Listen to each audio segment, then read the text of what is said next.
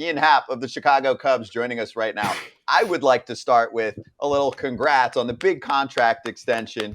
Kip's buddy here. Congrats on the big deal. Ian, Thank great you, to have guys. you Thank on. you. And I wanted to know, I asked Kip beforehand if Kip's going to take you out for a night on the town, even if it's on your dime. I feel like a celebratory night with Kip is necessary for signing a life-changing extension. What about you? That would be a wonderful time, Kip. Come on. I haven't seen you in a minute. I know. We text, but it's usually when I'm asking him golf questions or if I can get on certain courses. I like to take care of you. I like to make sure I can get you out places. But Ian, what did you finish in the Hilton Grand? What place? T12. Okay. Hilton Grand. Hilton Grand was a celebrity tournament that Okay. I played in January. Ian was there. I think I finished T17 or something. You play in every celebrity golf? No. He's got one this week. Yeah, Ian. right. He's got one this week. Everyone, dude. I'm not, because I don't do Tahoe. So okay, You're so the least celebrity golfer of all time. no, there's others. Trust me. Ian can tell you. He was at Hilton Grand. There's some people that are okay. But no, I'm sorry, Ian. Didn't mean to interrupt. I just wanted to know. No, no, of course. Because I know you're a really good golfer and you have a Grayson hat on. So I know Yeah. you're a stud golfer. I just didn't know where we stacked up. I made an absolute mess of myself on Thursday out there and shot 1 million and then clawed it all the way back. So Okay. I was proud of my last 3 days, but Thursday was a toughie. Was that your first? Was that the first time you played in one of these? Yeah. Okay. Nerves. So first tee. I don't care. Here we go. Hilton Grand. Oh, Now, this nice. is one. Please tell me you topped it, because that would be amazing. No, I smoked it. Great pants. Great pants. We're fine. Wow, one. You hit driver on one, huh? That's a brave play. Well, I hit driver on 1 because I was like, I don't want to top a 2-iron here. Okay. The first time you do these celebrity events, and still to this day when I do them, the first tee, you're shaking. No matter, there can be 5 people there or 100,000 people there. You're shaking in your boots. And then the first 2-foot putt you have, this far, I swear, this far, 2 foot. You're scared to death because you have to putt them. You never putt this far. There's always, that's good, pick it up, right? The first one you get over, your hands are, oh no. And then all right, whew, I made par. Whew, I'm good now. Every time. On the Friday when I tee off in Dallas and the invited celebrity thing, first tee, scared to death. First 2-foot putt for par. Hopefully it's for par. Stop doing gimmies. Just do it for real when you're playing. I do now. Okay. People say that's good, and I'm like, I'm still going to putt it. Thank you. I'll count it, but I'm still putting it. Ian, sorry we brought you on to listen to AJ talk about his golfing. Sorry, yeah. Are you the best active golfer in the game right now? No, Jeff McNeil's really good. Can you beat him? I've never played with him. His handicap is definitely lower than mine. And he's a player. Aaron Hicks is a player. He's really good. Oh, Hicksy can play. Yeah. He can bomb it. That's what I've heard. Bomb it. Yeah. I've heard some legendary stories about his drives at Silverleaf, like driving greens and stuff. It's crazy. Yeah. Do you win a lot of money off players when you go out being like, I'm okay? Lester retired, so it's harder now. Hey, I'm going to see him this week. I'm going to tell him you said that. Yeah. Johnny and I had a nice running. We would go play a lot, and we had a good matchup, but he wouldn't really take strokes. We would kind of play straight up. And so I was the beneficiary of that quite a few times. Well, he can afford it, so I don't feel bad for him. Hey, back to the extension for a moment. Did you do anything? I always ask, and you're in the middle of the season.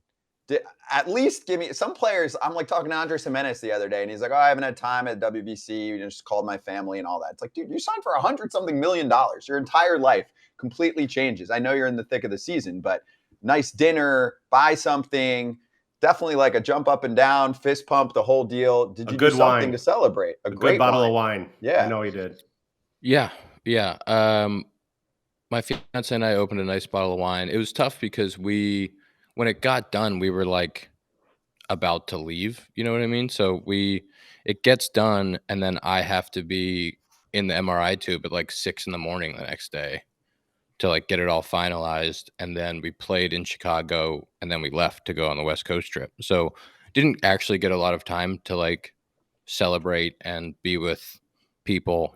As soon as it got done, I'm going home and packing for a 7-day West Coast trip. So, got to share a nice night with my fiance, and then we went out and played golf on the off day. Me and Smiley and Tucker at Bel Air Country Club. That was my celebration. Oh, nice. You're slumming it at Bel Air, huh? Too bad Yeah, for I'm you. grinding. It's really a tough life, man. Yeah. Next, you're going to say you're at Lakeside and some other places down there in LA. Rough life you're leading, Ian. Yeah, it's a grind. So, we had a conversation the other day about extensions, and Scott was like, when you get an extension, do they do a physical? And I said, yes, they do. In the middle of the season, they'll still give you one, even though. So thank you for repeating what we had talked about, because Scott was like, I can't believe he just had one in spring training, but they still do one. Can you walk us through these extension talks, where it came from? How, did it come together quickly? I know you were almost traded last year. There was a whole thing with you and Contreras.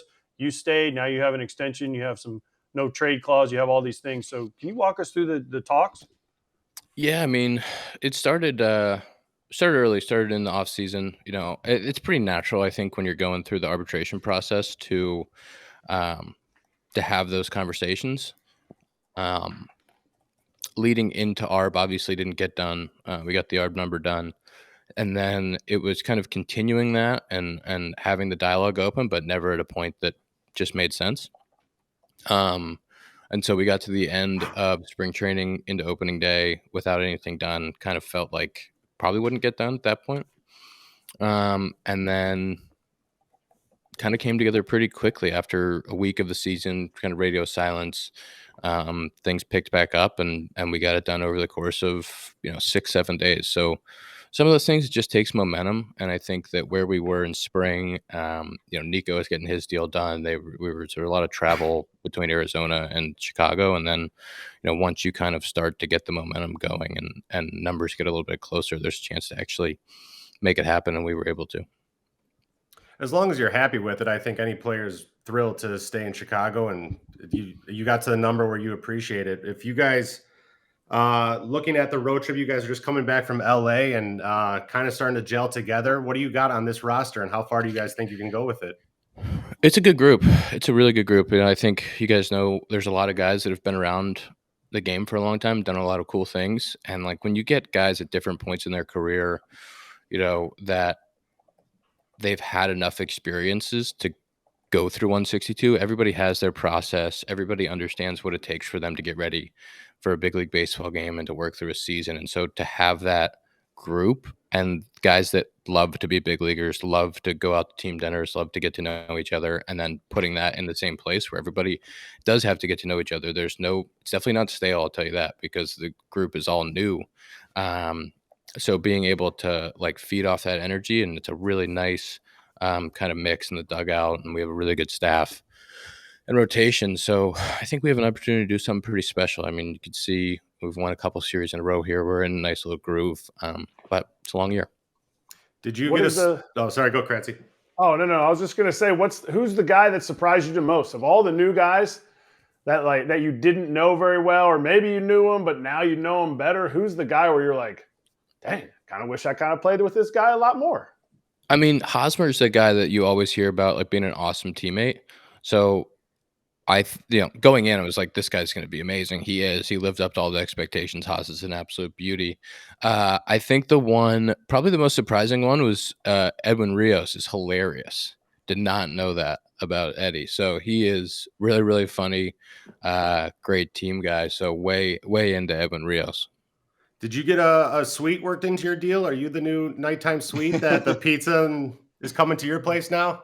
Come on now. Need it. baby. Send me that room number. I'll be there soon. Yeah, I'll let you know. Hey, Swanson. What about Swanson? Shouldn't Dansby be paying for everything? Yes, he should be. We need to get that. We need to make that happen. He needs to be on that. Well, I invite the people to my suite and then send the check to his room, so it's pretty easy. That's smart. That's a smart play right there. Yeah, absolutely. So business savvy. Hey, how's Oakland? First time in Oakland for me. It's amazing with all of the COVID, 2020, 21, all the schedule changes. Been around for a little bit and still haven't played in a bunch of the AO West places. So first time in Oakland. What a place! It's it's interesting all the standing water that's around. But I was surprised. The locker room's not that bad, and see the ball okay. I think surface is really nice. I'm going to say nice things about it. It's not a lot of people at the games, but besides that, I mean, it's all right. We know how much you signed for. How much would it take for you to sign in Oakland? More. We High put taxes. the over-under at double. High taxes. Oh, the taxes are high. Because Yeah, That's the what taxes. it is. Because The Chicago's tax rate. taxes are nothing. Chicago's They're taxes still are half nothing. of Oakland. They're close. It's I want close to in give Chicago. a shout out, a credit to so Oakland obviously. Oh wait, we don't hear you, Kip. You went on Push anything. mute. We good? There you go. You're back. Yep. Timer. Yeah, seriously. The people, I want to give a shout out to the fans in Oakland because they don't draw well and it's not the prettiest stadium anymore to be in. That might be the loudest 6,000 though. If you take a 6,000 from every stadium, they're going the whole time. They've got It's cool. Like the drummers out there going and like for us, the Cubs fans obviously travel really well. And we had a decent amount. I think we only had 5,000 people there yesterday, but 2,500 of them were Cubs fans. a decent amount. Yeah. So there was people above the dugout with W flags cheering and being there. And like, it is a cool atmosphere in the dugout. One of the things that I've said since they renovated Wrigley was in 17, my first year, we had the tiny dugout, and it was awesome because the group had to be together and everybody was on top of each other. So everybody was totally into the moment and invested because you couldn't go anywhere. Like you couldn't escape. And when you get in a bigger dugout situation, like sometimes there's a group of guys at the end or there's guys in the middle, pitchers are just hanging out at the end. There's always things where when the dugout gets too big, you kind of lose people. And so that dugout in Oakland is so small and you're so on top of each other that everybody has to be completely invested in the game. And when you get like the hilarious chirps from the guys that are hanging out on the bench and you start to hear those things and everybody's like screaming when a guy fouls the ball straight back, like those are fun moments. And that dugout really promotes that. Have you done an interview in the dugout yet? That's a crazy move, huh? Crazy thing Right? going on, the dugout interview mid-game. I have not done that. No, I know you're one of the higher up player reps. Was that worked out between to get paid now to do those interviews? Was that between the players union and the MLB, or what happened there? Yeah, I'm pretty sure those were agreed upon. I think it was an idea from Fox. Fox was doing them. Is that right? Yeah, in the playoffs they were doing them, but now there was a story that came out this week that lays out like you get 10 G's if you do in-game interviews, and a lot of players were like, "Oh, I didn't know that. No. I'll do it." No, it's not the in-game interviews. It's the Two-way. mic'd up thing. It's a Right. two-way thing. Yeah. You get 10 grand. Not for doing an interview. No, Fox. No. Fox is like, Yes, the two-way live interview during the game Yes. when you're in the game and you're talking. yes. Yes. Yeah, that's always been 10, and that's something that's negotiated between players union and the league is to make sure the guys get paid for doing that in game. Yeah, but the dugout interviews in the playoffs for a little bit. I don't know. No, what do you you're trying think? to I be mean, locked is in. it? Yeah, but it's after you do it. They did a lot of them. Like, if you were in that situation, would you say no? Would you feel uncomfortable with it? Some guys were great with it, and some guys just said nothing. But it was a thing, and I think some fans just like the access. I just don't think you get the authentic answers there, and I think that it's hard because you want to celebrate with your teammates there, and when you have somebody that's standing in the middle of the dugout, it's a little bit strange.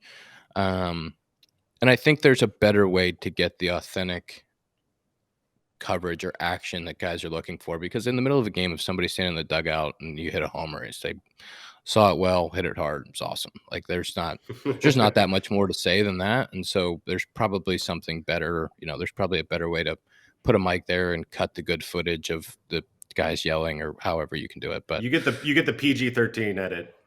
Yeah. That's for sure. So what do we need? So what is it? What's the better thing? And if it's not on the whole dugout thing, what would you change about the game? Because you're there with the Players Association. You're a guy. You got opinions. You're good at golf, so that means you're confident in yourself. So what would it be? Like, sell this game because it can't be vanilla and boring anymore. Yeah, I think the rules changes are actually helping. I think that they've been pretty good with pace and all that stuff and the viewing experience on TV. I think we can take examples from other sports. I know it's harder in individual or it's easier in individual sports than it is in baseball because there's too many people that have to say yes. But I think you can learn from what PGA Tour and what F1 has done with giving some behind the scenes access. I think that stuff's important. I've been a huge proponent of like wearing two ways, not during the game, but during practice. I think there's a real opportunity to do it where a guy's shagging fly balls in BP and he's wearing the two-way, and that's a 10-15 minute segment where you can watch that guy go through his process, have him talk where it's not such a pressure-packed thing. I think guys can do it during BP. Pitchers can do it during their bullpens. There's times when that stuff needs to be private and focused, but there's also times when that can be more out there and you can create a really good segment to do it. And I think that giving guys the opportunity when they're not completely immersed in the competition of it to still talk and get the personalities out. I think everybody saw what the WBC did for, Lars Nootbaar and even Shohei, the most famous dude in the world. He doubled, tripled his Instagram following, and like that stuff matters. I know it's like, who cares how many followers you have on Instagram, but that means that more people in the world are paying attention to the superstar of our game. And like, that's really important. And when a guy like Lars Nootbaar can have 1 million plus followers, like that's what basketball does. Basketball, the sixth guy on the Lakers has 1 million followers. And like, that's why those guys make as much money as they do. And there's such an investment in them. Not only because there's less of them, but because people care about what they do and they sell shoes and they sell products and like all of that stuff adds up. So the more that we can humanize people and these regional networks are telling the stories about the players and what makes them tick, I think it all adds up. That's partially why we're doing this. I mean, we got to show, besides me being a loser non-player, the rest of these guys played, and we bring on players every day live. So I'm with you. I think there's awesome personalities, just as good and just as much like cool stories, drama, whatever in our sport as there are in basketball and football. So if you're a commissioner for a day, what would you do? If you could change something, implement something new, what's something else to kind of add to this conversation that you think we could do to take the next step to make baseball even more culturally relevant? Yeah, I mean, it's one of the reasons why I started my podcast too, was to talk to players and humanize them a little bit. But I think I think teams are doing a better job of it. But I think the culture of baseball, I think the photos of guys coming into the park, the guys talking about what they're doing, I think that stuff's important. But also I think there should be a documentary series where you go follow each team for a week, so it's not invasive for the whole season. It's not it's 1 week in the clubhouse for each team, and then they put it all together at the end, or maybe they release it a week at a time, and start there and see what happens. And then when you get to the playoffs, that shit should probably be mandatory. Like, it should probably be like, hey, there's just going to be cameras around all the time in the playoffs because we want to tell this story. And I know that it might stink right now, but for the long term of the game and for all of you, like, it'll be better, and we're not going to portray you in a negative light. I'm with you. Hard Knocks, Drive to Survive. Yeah. And a part of that is just the league has to open up and allow that too, and be like, it's okay to see the inside. I know you're shaking your head. It won't happen. I know, but they need to agree. do that. They should, but They it won't need happen. to allow that. I agree. Yeah, it's hard. It's not a big deal. It's hard because you have to get teams and players to agree, and then you have to figure out where the money goes, right? Because it's like, the players want some of that, and then the teams want some of that, and the league wants some of it. So there's so many. Baseball's hard. Sport, team sports are difficult because so many people have to say yes to it. But the more that we can give fans the access, the better off it'll be for the game. Everybody wants the best product on the field, and that's what's the most important thing, is that we have the best players in the world competing against each other at the highest possible level. But the next step is, how much can we actually get people to know the individuals and invest in them? So I'm going to bunch all of these together because you're a prime example. So you've got the coffee biz, you've got the podcast, and of course I want to get the charity in there too. So can you just list some of the things that take up a lot of your time off the field that you love doing? I mean, yeah, I love being involved in businesses. I love talking to founders and helping and feeling like I'm making an impact. We've got Connect Roasters Coffee Company in Chicago, Obvious Shirts, who's a t-shirt brand that started in the bleachers in Chicago. Grayson, I'm invested in a bunch of, like, being able to do that stuff and actually be an investor and part of the company and try to provide as much help as I possibly can is really exciting for me.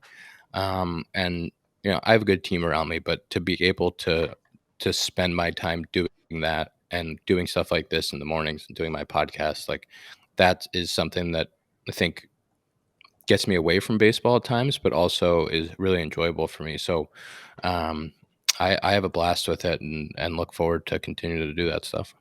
What's the name of your podcast? The Compound.